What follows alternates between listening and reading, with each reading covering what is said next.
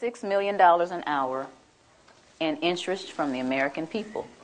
$36 million an hour in interest from the American people. My children, my 2 children, were born $86,000 in debt based on the national debt.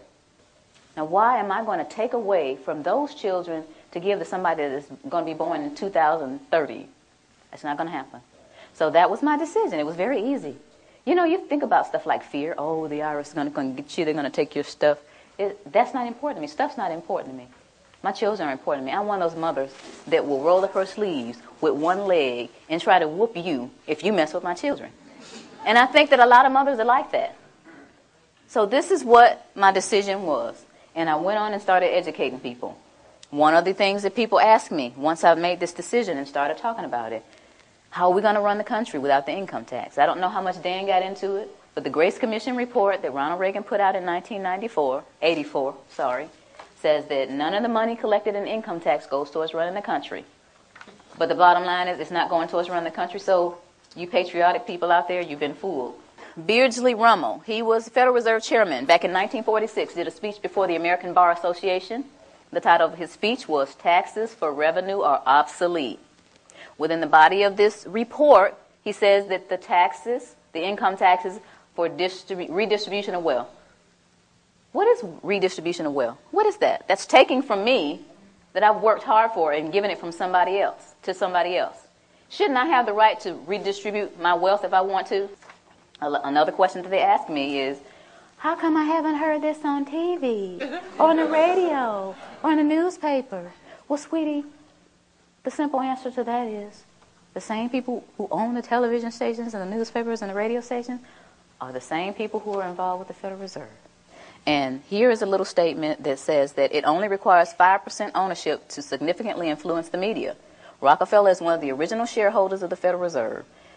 As early as 1963, the House Banking Subcommittee reported that Rockefeller, through Chase Manhattan Bank, controlled 5.9% of the stock in CBS and the bank and gained interlocking directorates with ABC. I went all the way through high school, all the way through college, all the way through testing for the CPA, and all this IRS training and didn't hear about any of this. You think they want this information out here for you guys to eat up and chew up and find out what's really going on? I don't think so. Now, another one. Why don't we just tell our elected officials about this? And to make a really long story short, the We the People Foundation, the same people that put out this ad, put together a hearing.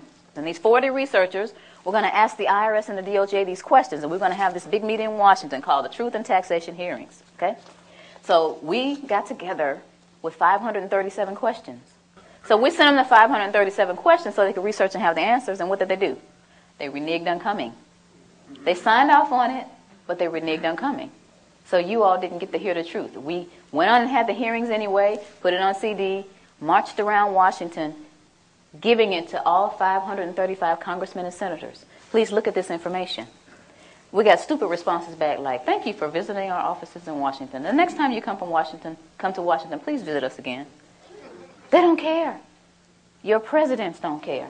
Another one that they ask me, or they'll say something like, well, this just sounds like it's some kind of conspiracy theory. Y'all hear that a lot? Okay. But tell me this. What's the difference between a conspiracy and a strategy? Don't you understand that this is all by design? All this black, white stuff. You're white, I'm black. You know, you're a Democrat, I'm a Republican.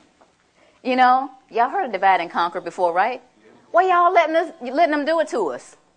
While I'm sitting up here arguing with this man about what his great-great-great-granddaddy did to mine, there's this big old fence closing in around us. And while I'm sitting here wasting time and he's sitting here telling me why he doesn't know, we need to put our heads together and figure out how to get out of this fence that these people are building around us. Am I right? Yeah. That's what we got to be. Divide and conquer, we can't let that work anymore. It's been working all these years. Then we need to get together and understand. First of all, you need to understand what is going on with your money. You work hard. It's like we're a hamster on a wheel. This country started out with taxation without representation. Where are we now? How did we get back to where we started? We got lazy and comfortable. Get out your comfort zone. I never tell people to file a tax return. I never tell them not to file.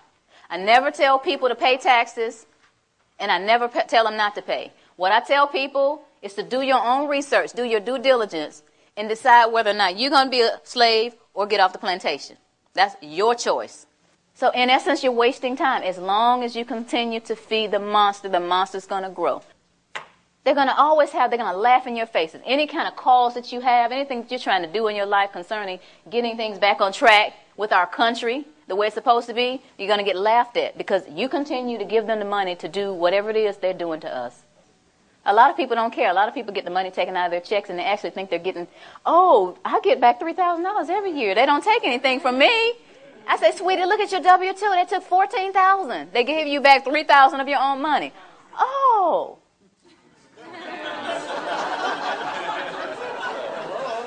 But the point is, if each of us understands where we are, who we are, and tries to do something about it, then we're going to get somewhere. This is a great country, but it's off track. And who's going to get it back on track? Yeah. Thank you. Thank you all.